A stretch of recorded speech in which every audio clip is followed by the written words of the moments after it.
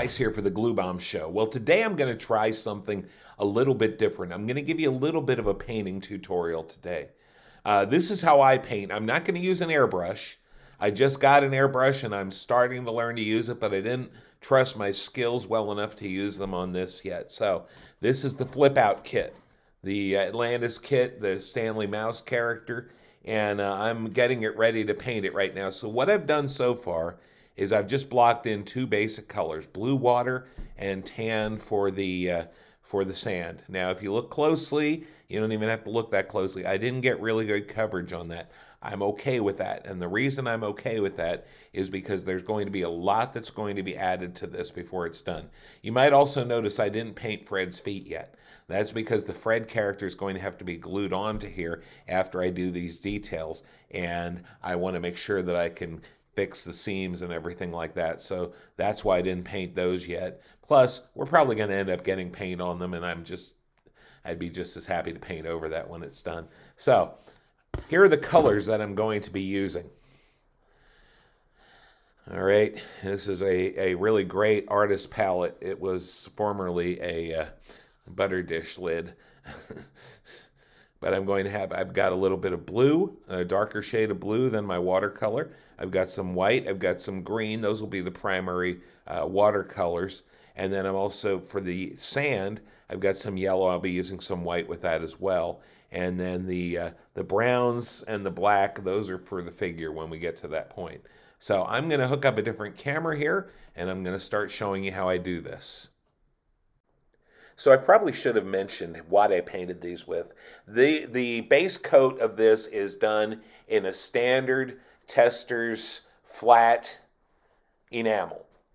And when I left that dry thoroughly, then I went over it with some blue acrylic. This is just very simple acrylic that I bought at Michael's. It's a standard royal blue basically. And then what you see me doing there is I start wiping off the blue right after I put it on with a wet paper towel. I should say a moist paper towel. Doesn't have to be real wet. And as you can see, I'm going to go over it with the blue and work it all the way around. And then under the wave, we're going to do it a little thicker because it's supposed to have more of a shadow in there. But again, we're going right in and wiping away a lot of it. What that does is it leaves the paint in the creases and it makes for a nice even coat. And we're just finishing that up. And then we're going to add some green. Again, Kelly green, same kind of stuff. Not putting this on quite as thick because the blue is still wet, so some of it will wipe away. And again, we take our wet paper towel to it. We're not interested in making it overly green. What we want to do is we want to pull most of that green away, but just give it kind of a natural water color. Again, you take a certain section and just do a little bit, and then you go and do a little bit more until you're done. And okay, at this point, we're finishing up on the green, and that's about it for that. And let's go to the sand. With the sand, once again, we're going to lay in a light coat of acrylic brown. Now, this is really more so that it will react with the lighter colors that I'm going to put on top. Again, this is underneath is based with a flat tan enamel from Testors, and now as we finish that up, we're going to just wipe the brush clean. Doesn't have to be completely clean because we're trying to blend the brown and the yellow, and that's what we're putting in now. It's just a nice lemon yellow. Again, acrylic from Michael's, just a very simple acrylic. I buy them in large quart bottles because I do a lot of painting, but it's just basically very simple low-end acrylic. And then we're going to put some white into that, and we're going to kind of highlight. You notice I'm doing a stabbing motion with the brush. This is very much like painting little dots, but I'm using a nice about a half-inch flat brush that I'm just brushing it in, and then we're going to go over the tips of the waves with the white. Now, that green and blue is still a little bit wet, so it's going to pick up a little bit of that, and as we circle around the sand, it's also going to pick up a little bit of that sand color, but that's okay because what we want is we want this to look like the water is just kind of rushing up onto the sand a little bit. We're not putting it on terribly thick, and then as we go, and of course I pulled it off, what you see here is I didn't put any more paint on the brush. The brush is just about dry, and I'm just doing that same technique on the spines of the waves, and then I'm putting a little bit more at the base of the white to try and just blend those white caps in a little bit so they don't look quite so stark. And then we just go around and we're just highlighting a little bit more, and that's about it. This is what I came up with. So basically, once again, we did base coat of enamels, and then we washed over it with different shades of acrylic paint. Again, it's very simple acrylic paint from Michaels. You don't need anything really fancy. You put it on, and then you wipe it off. Now, this is very flat at the moment. I'm okay with that because I'm going to gloss coat this so everything looks wet at the end. But for now, we've got this really nice paint job. Now let's go look at how I do Fred. Okay, the first thing you notice is Fred is bald. That's because Fred's hair is a separate part. And I want to do some detailing on the hair, so I decided not to put it on him yet. Again, all of this is painted with Testors bottle paints. So very, very simple. The stuff you can buy at any Hobby Lobby or craft store, hobby store. I mean, that's Testors enamel paint. Most of it is flat, and that's okay. Once again, first of all, it is good with the washes sometimes to use a flat. But secondly, I'm going to clear coat all of this anyway. So that's what we have for Fred. Let's have a look at how I paint him. Now we're going to take some light brown acrylic. Again, this color is actually a piece of apple barrel acrylic, and I'm just taking it and I'm painting it into all those little nooks and crannies. Almost looks like a certain president's hair, doesn't it? But that's a different story for a different day. We're going to start wiping that away now. And what you'll see is, if I can remember to keep it into the camera, that we're getting the brown into all those nooks and crannies, and it looks pretty nice all in all. So we're going to put that aside. Now we're going to paint Fred. Now, for Fred, we're going to, first of all, start off with that same brown into his little soul patch there. And again, just the same thing. Brush it in, wipe it off. As quick as you can wipe it off, wipe it off. Now we're going to burnt sienna here. And I like burnt sienna with this particular flesh color because it really seems to shadow in there nicely. So one thing that I would mention while I'm here is we're shading this whole body, and you'll see numerous times as I'm doing this that I end up wiping off the eyes and the teeth. The eyes and the teeth, I want them to stay fairly white. And so one of the things that I did as I painted these was, for the eyes and the teeth, I always use a gloss white. I start off with a gloss white, and the big reason for that is if I'm going to be wiping paint away, it wipes better off a gloss than it does off of a flat.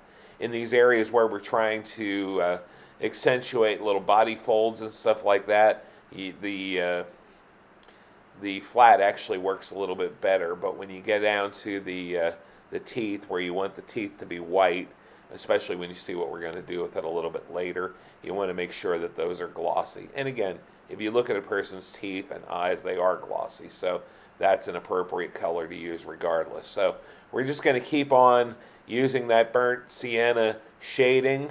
I'm going to try to get him back in the camera again. And you guys got to excuse me. I'm not used to painting on camera. So anyway, we're going to continue doing that all the way around the character. And when we get to the end of this, you'll see a pretty nicely shaded character, I think. And one thing, when you get to those little nooks and crannies, you have to be careful. The other thing is this. You can wipe acrylic paint off with a wet paper towel. However, when it dries, it's dry. It's hardened on. You won't be able to wipe it off after that. So you want to be very careful that you don't leave something sit that you wanted to get rid of.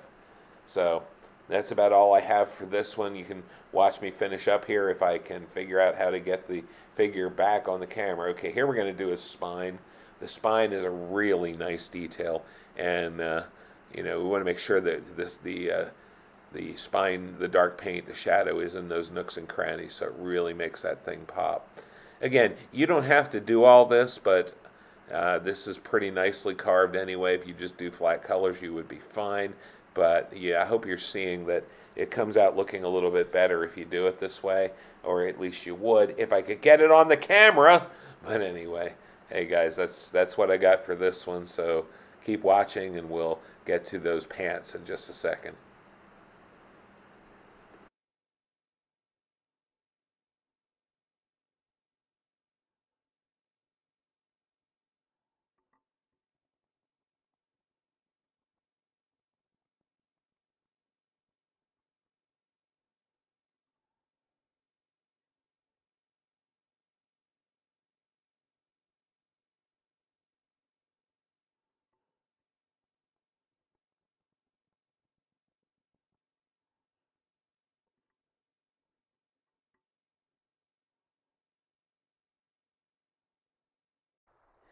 Now, I'm not going to lie, those pants bothered me a little bit. They were just a little too shiny and they didn't look quite enough like jeans. So we're going to fix that here.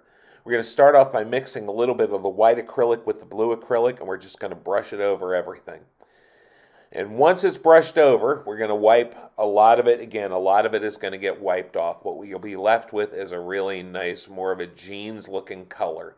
And then, after we have all that wiped away, yes, I'm fully aware of how inappropriate that looks, but anyway. So once we have that done, we're going to go back in and we're going to blend a little bit of blue and a little bit of black. We're going to give ourselves a nice shadow color here. Now I'm not going to need a lot because I'm just going to very gently put this in to a couple of the places that would be darker. Especially if his pants were somewhat wet, which these, of course, will be. He's a surfer standing on an island in the middle of a big wave. So we're going to put that on any place where there's a detail. It has a couple little pocket details and things like that. And then we're going to wipe it. And we're going to wipe a little more gingerly this time because we want those dark shadows. We want these to look like real jeans. The other thing is I want to get some of that dark, a little bit of that dark up against where the pants meet the legs. And then finally we're going to do Fred's teeth. Or more specifically, we're going to do the spaces between his teeth. Well, all I'm going to do is I've got some burnt umber acrylic paint. I'm going to brush that on right all over the teeth. I'm going to go there and then I'm going with a wet paper towel and I'm going to very carefully wipe it off the surface of the teeth, leaving the spaces between the teeth dark brown, hopefully. And that gives a nice little shadow effect. When I'm done with that, I'm also going to do the eyes. I want to have a little bit of line work between the eyes. Again, and also to make sure that we have them up against the eyelids so we have a little bit of an eyelash kind of effect. I may go back over this with a little bit of black. And then finally, there's just a little bit of detail on the drink can. So I'm going to also use a little bit of burnt umber on that. And I'm also going to go between his fingers a little bit with that just to accentuate the shadow between the fingers. Now, they have a silver can on theirs. I decided to go with a red can with silver. I just thought the red looked a little bit better. But anyway, that's what I have for you for now.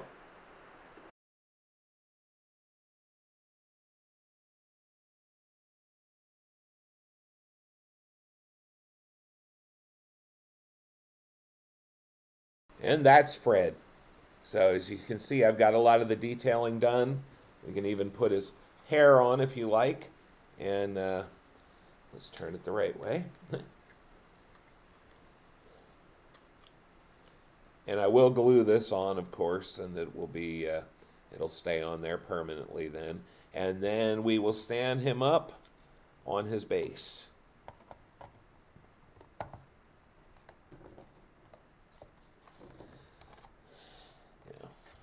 It's a little difficult, but there you have it. So, Fred standing in his base on the wave.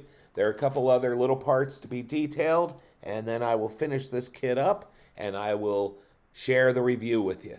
Take care. Have a good day. Remember, model building's supposed to be fun. This has been a lot of fun so far. Can't wait to finish it up. Thanks to our friends in Atlantis for putting this great kit out. Take care. Have a great day.